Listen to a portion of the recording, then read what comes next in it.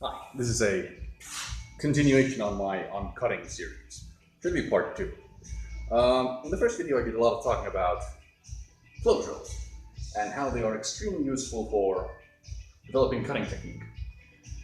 I didn't go into a lot of detail about what kind of cutting drills you should do, so I figured I would do a video about it here. I have a little bit more space. It's a little bit messy because, well, I've done a lot of work here, so there was an old spill on the floor here, and well, it's a mess, but it should work. So I don't actually have any swords here, but I do have this nifty stick, which I shall be using. It's not really all that good, but it'll work. So imagine this is a long sword, and I'll be showing some flow drills. I have some music, but whatever. What kind of flow drills should you do to develop cutting technique and power? I have a couple I really like. I'm going to show you them and I'll talk about them more in detail. I don't really have a preference for ranking of them or how you should use specifically. I just think you should do all of them. Sometimes more, sometimes less. I'll try to do them from a couple of angles. But the first really is the basic left, right, open half flow drill. So as such. And you'll notice that I'm stepping to the side. I'm not walking towards, I'm walking at angles. So when I cut, I do not cut forward, I cut from the side. This allows me to activate all the muscles in my body for that turn. So when I'm doing an open half from here, I'm doing a huge motion to the side. And like this looks silly, but if instead of coming towards you and coming to the side, I'm coming from the side, suddenly I'm somewhere completely different.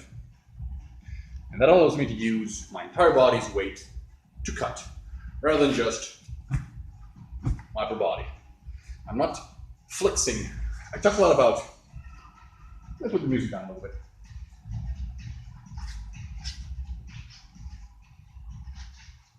I talked a lot about not using strength with your hands.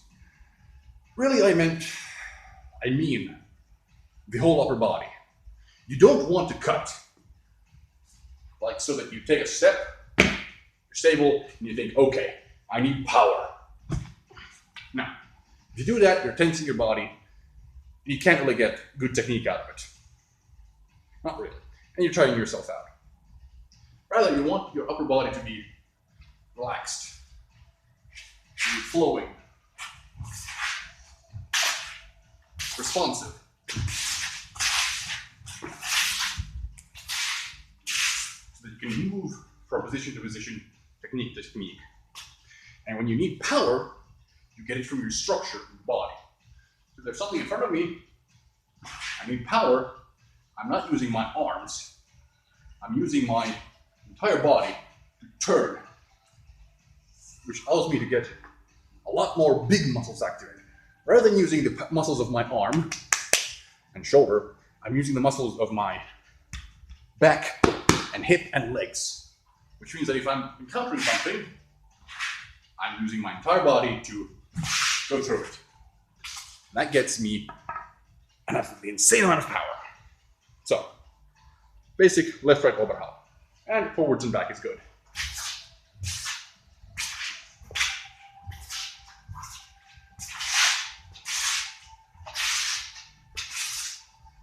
That's a little bit overdone. So, optimally when you're actually cutting, this huge motion doesn't happen. Because all that force that you're developing in this motion goes into the sword. So it hits, and you do about that much. Because all that force, which normally goes like this, goes into the target. That's the idea. The forward left, right, over, half drill. I like to imagine there's a center line along which I walk and skip over. Both feet on this side, both feet on this side. Which allows me to move from side to side. Advancing diagonally. That's, well, this is one of my favorite flow drills. I do that pretty much every day. Another good one is from Zornhut, or if you're Italian, Fiore, from the Poseidon. This teaches you how to activate your hips. So instead of starting from here, you go all the way here. We will look back. My feet, this, center line towards you, and go to the hip. The foot is not here, but it's here to the side. So when I start from here, Zornhut, Poseidon, something like that, I activate the hip. I get the entire body moving, which teaches you, and taught me, how to use the body's turning to generate power. For when you want that momentum, really, behind your swing. So that's a good one. Do lots of, it's super annoying, I know it. When you learn how to do it, it's great.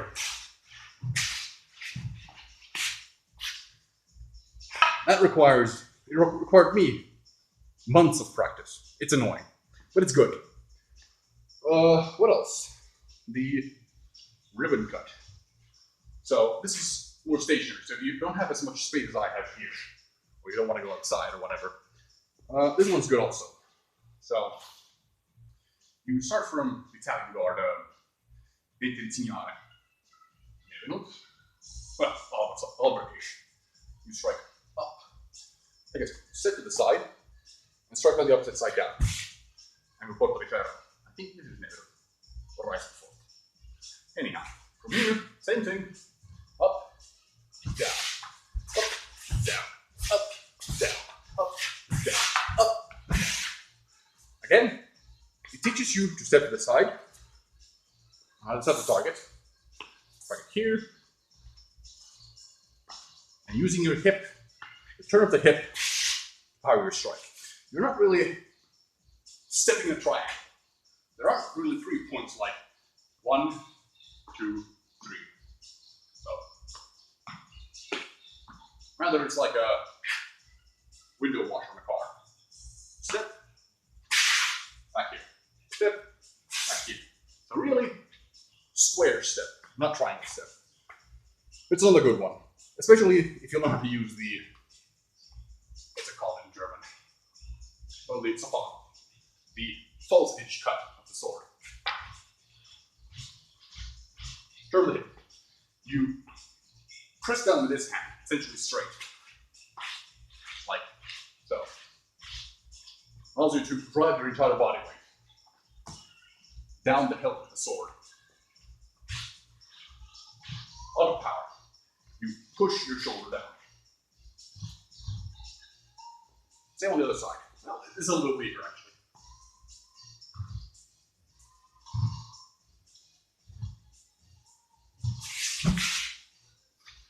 That's a good one. Teaches you the hip activation for the footwork, and well, it's good. Other good ones. Farfalla di Ferro is okay. It's not that great. It's okay. Teaches you more how to coordination between hand and feet. So it's actually quite good when you think about it. Because most people don't know how to step to the cut. They know how to attack the cut, attack the step, but they don't know how to cut the step.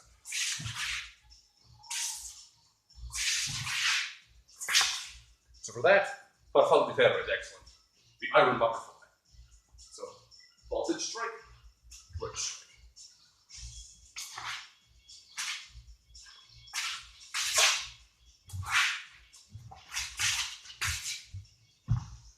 It's great. There's lots of different variations.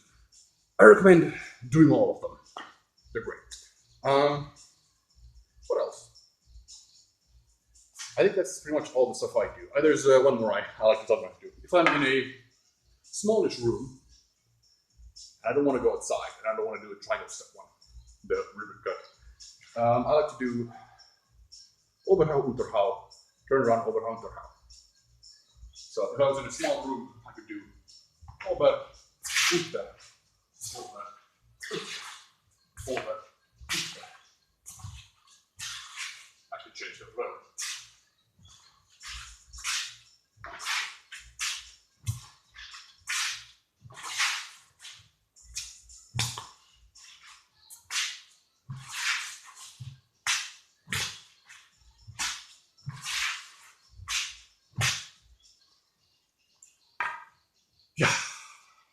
This is okay. Obviously, a sword or sword-like object is best. The balance on this is a little bit weird, so whatever. Faders are good. Sharps are best. I tried at one point to use something heavier to train with, like an axe. I do not recommend it. It's not this one, but it's close enough. But you do Flowdrills with this, and it's not good. Certainly, the mass at the tip teaches you to continue the motion. So continuation of motion, which is useful in its own way. But if you're an amateur or a not so great cutter, your instinct will be to try and stop the thing, which means that all that force of the tip goes into your forearm and your wrist.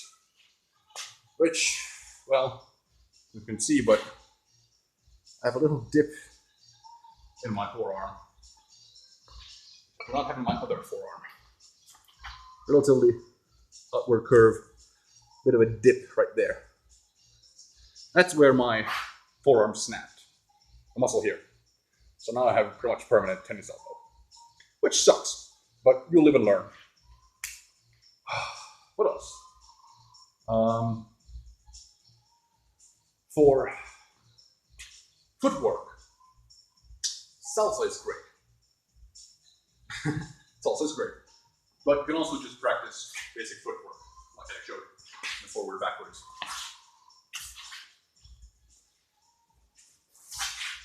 I mentioned the steps from Jack Dempsey's book about boxing. So the following step, I have more space here, is fall. Which means all my body weight is going to that direction. That's the falling step. It's pretty good. In Kendo, they emphasize it pretty heavily. They call it the fumikomi, I think, the stomping step. So when they do they want the sound. There's something about their Kiken Taichi, their sword, their spirit, and the technique in one is something like that. It's whatever. It doesn't really equate to anything real. The fumikomi is sort of it's something they do to show that they're doing something properly, but it's not actually necessary. If they're just falling down, there's very little sound. Any excess motion like this during the cut, or like that is excess. All of that should go through the sword into the target. Like, if you think about, I have a tatami target here. I have a long sword. There's a long sword. And I'm cutting it with a step through like that. And it's cut through nicely and neatly. That is essentially a chain. The chain starts from the ground, up the tatami stand, up the tatami, to my sword, to the hilt of the sword, my hands, my elbows, my body, my shoulders, everything, down my body, my hips, my feet, into the ground again. What should happen in that chain is that the weakest link is where the blade meets the tatami. If there's any other weak chain, for example, if you're hitting too close to the hilt, you don't have enough kinetic energy to actually bite into the target, and it falls over. Then the weakest link of the chain is the stand. It falls over. If you are, another example, if you are trying to generate power by doing something like this, the weakest chain becomes your feet to the ground. Your connection against the ground, the friction, the inertia, you're taking structure from the ground, is so weak, and instead of going through, the easiest place for all that energy you're generating to escape is your feet. So your feet become the weakest link. You want the weakest link to be where the sword meets the tatami. The tatami goes through it, the sword goes through the tatami. Excuse me. Where was I? No idea. But yeah.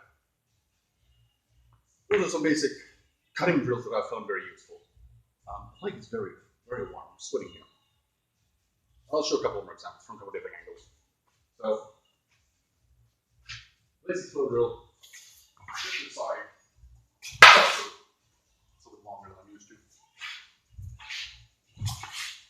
And one of those things that doesn't come across in HEMA, that should come into cutting, is that you are cutting through a target.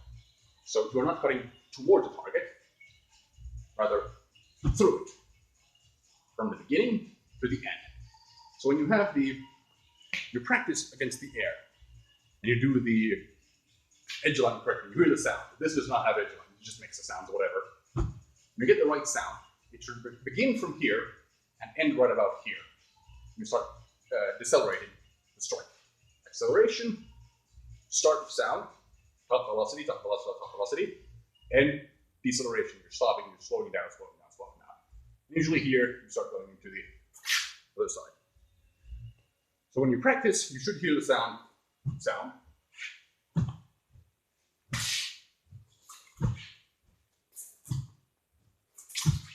as such. So you have to cut through the target. If you're just putting towards the target, usually what happens is the sword gets stuck in the middle, and it's just, now you're pushing forward with nothing.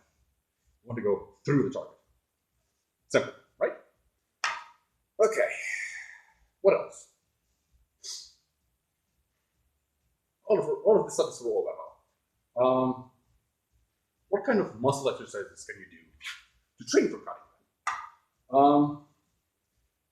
This is again something that I'm going to be a little bit radical on. Most places that I know that practice HEMA place a lot of emphasis, depending on how serious they are, on physical conditioning. And usually that means a lot of push-ups.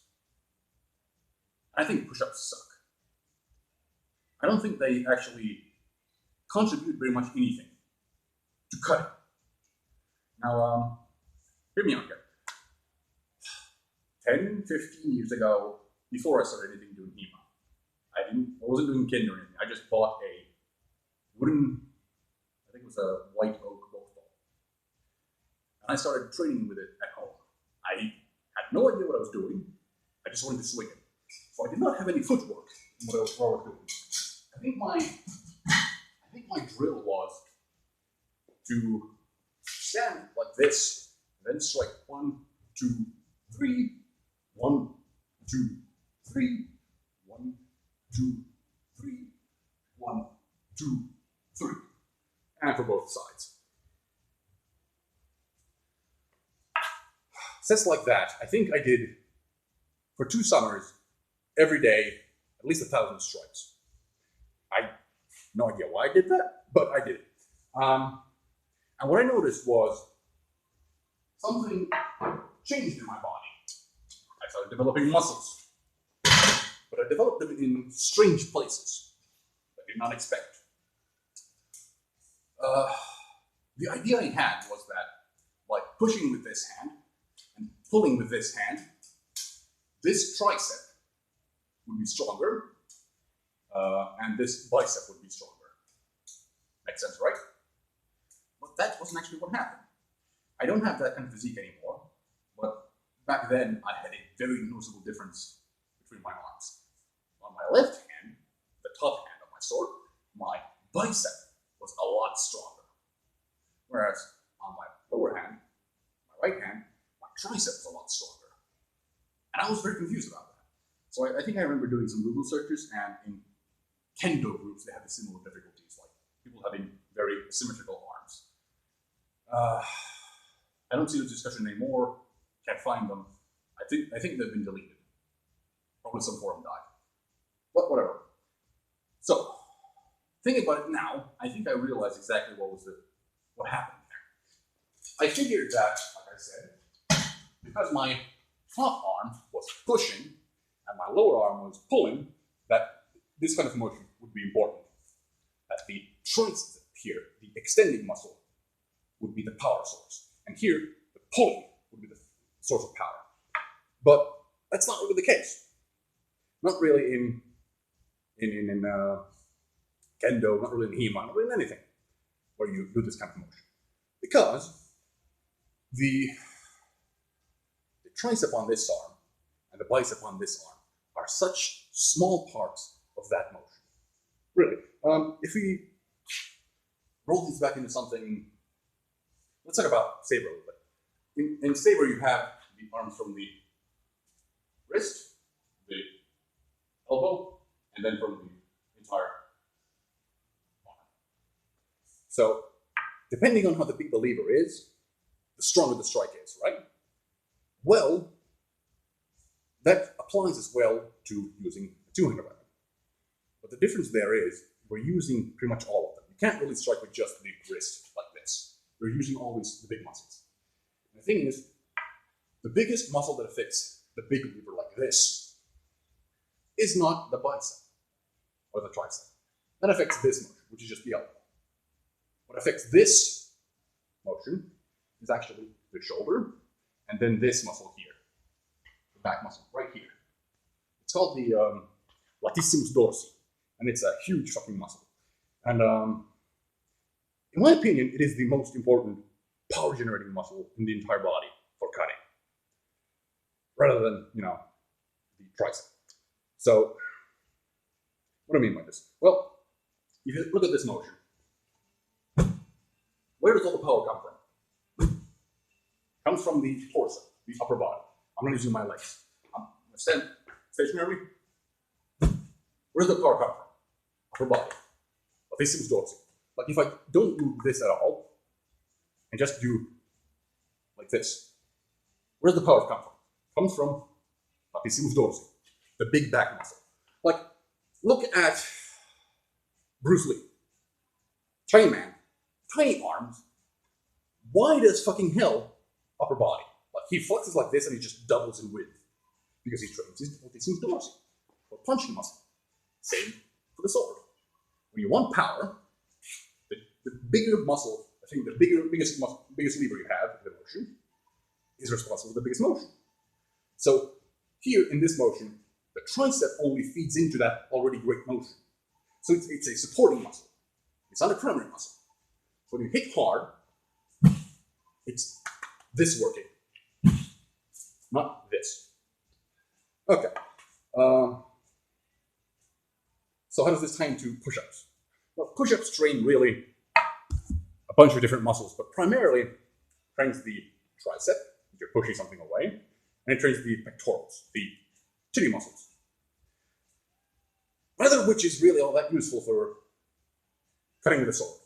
Yet the push-up is kind of one of the staple exercises, which I consider a bit weird. So, what do I think should be done instead of the push-up with the tricep and the use of pectorals? Well, the pull-up is fucking great. Why? Well, you think about it, it works the forearm, just to hold on to the bar, which helps you hold onto the sword at the end and here. It strengthens the forearm, allowing you to keep onto this thing. It strains the...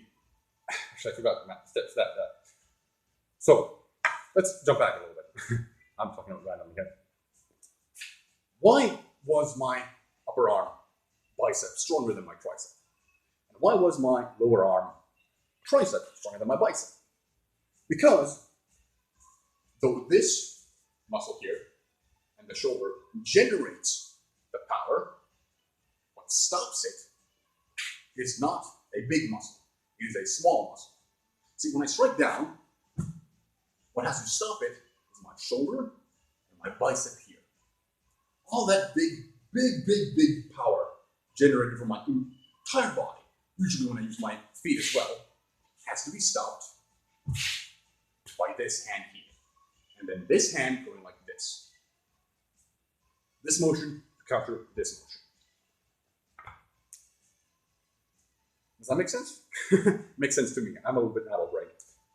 So, generating that power comes from the big muscles, but controlling that motion is down to the bicep here and the tricep here. If you're right-handed, obviously the other way around. Bicep here, tricep here. Okay? So, what do you do when you train a push-up? You train your triceps, pushing away, and your pectorals. So really, you're training just one muscle important in a cut from all that up. Just this hand, to receive it like this. So everything else, the power generating latissimus dorsi, the bicep here was considered stopping. The forearms I was talking about a little bit earlier. None of that is trained in the push-up. The push-up, in my opinion, is fucking worthless for HEMA. Outside of like stomach, when you're actually resting like at this range and like pushing away. Outside of that range, the push-up is fucking worthless. What should you train, in my opinion? Well, like I was starting to explain earlier, algorithm that I am, the pull-up. Why? Well, forearm, strengthen, you're hanging on to something. So the forearm is strengthened. You can keep your sword. Really important. Doesn't go flying around. Happens more often than you think. Tournaments, I think I've seen a sword go flying, be it a sharp or a feather, which is a sword-like object, pretty much every year that I've gone. So people don't train their grip enough. Sometimes I've disarmed people, which I don't think would have happened if they had better grip strength. So, grip strength, super important. What else? What else is trained in the chin-up, the pull-up? Well, obviously, the tricep. So the big muscle necessary for stop the sword. So you're getting control and more control. You can keep gripping your sword, and you can stop the sword before it hits the ground. So you're doing 2 workouts from that. Okay, what else? Well, latissimus dorsi. You're doing a pull-up. You're working your entire upper back, including the big side muscles here. You're pulling like this motion. So if you want power, not just for striking, but also controlling, like I've mentioned, for the forearms and the bicep here, the pull-up is great. Do pull-ups. It's a little difficult to do pull-ups in most places if you don't have a pull-up bar, but do pull-ups. Pull-ups are great. Do lots and lots of pull-ups. Great. That's the upper body. What about the lower body? Squats are the general advice, really. Some people, I think, do also deadlifts. But I think there's a problem there. I've been trying to really hone in on the most important muscles in the cut. And I think this is what all this training advice I'm giving here is based on my experience following the day after I've been to a cutting tournament. The footage I've shown you from cutting tournaments. What happens there usually is I wake up, get up, and then I feel sore somewhere on my body. Usually it's not my arm. Sometimes it's a little bit my forearm. If I ignore the place where I've been hit, because I've been in long-term tournaments as well, I've been hit with a feather strike. If I think about the muscle aches that I have, usually it's not the arms, but rather the latissimus dorsi, and then my buttocks, my gluteus maximus. So it's not about, obviously the squat is great for the gluteus and the quadriceps and the hamstrings. Pants. So you do a squat with these pants. Yeah, that is pretty good. I don't think it's actually the best because the pain really is localized in the glutes, not the quads, not the hamstrings. Hamstrings generate power forward, whereas the quadriceps, the muscles for this, generate backwards. So if you want to be able to advance and retreat better, train your quads and hamstrings, of course, and the calves. But if you want cutting power, which is essentially this motion, you want your flexors and your glute maximus. How do you train those? Well, the best I've found so far is this Japanese exercise called shiko, 4 limbs. Essentially, you'll probably know it as the sumo style. What else I can do with these pants? Well, let's see if I can try that. Basically, backwards. Like this, go up, and this kind of really all we do, complete motion. What happens there is when you stay at the peak like this, you're tensing your glutes. And that forces them to work in a way they're not really used to, especially because we sit around a lot these days. So you can do 20 of those a day, and your ass will be as sore as all goddamn fuck. And it will really help your cutting and your sparring, because it allows you to stay in a low guard a lot longer. Good stuff. Chickball. There's a couple of guides on YouTube for how to exactly do it. I'd recommend watching those because I can't really do them right now with these pants. That was another rammed video on cutting. Maybe I'll have some more another day. Hopefully this is not entirely too incoherent. I'm gonna go dance.